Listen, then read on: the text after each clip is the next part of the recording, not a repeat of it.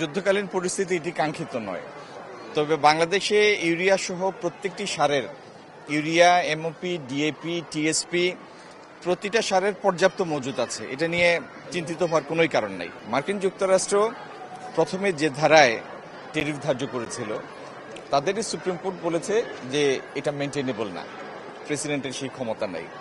সেটি বাতিল করার পরে সেকশন 122 এটা হচ্ছে ওদের ব্যালেন্স অফ পেমেন্টের জন্য যদি প্রেসিডেন্টের কাছে মনে হয় কোনো দেশের উপরে ট্যারিফ আরোপ করবে সেটা সর্বাধিক 150 দিনের জন্য বলবৎ করতে পারে।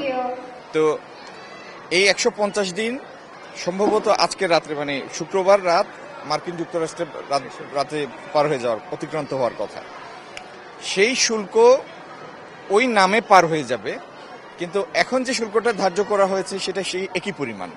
অপটিক্যাল ব্রাইটেনার, কালার গার্ড এবং জার্ট লক সমৃদ্ধ অ্যাডভান্স ফর্মুলায় এলো নতুন রে ডিটারজেন্ট পাউডার।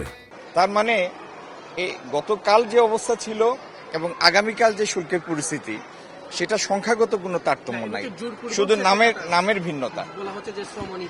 না, এটি ঠিক নয়, এটি ঠিক নয়। যে অভিযোগের উপর ভর করে এটি করা হয়েছে সেই অভিযোগটার কোনো ভিত্তি নাই।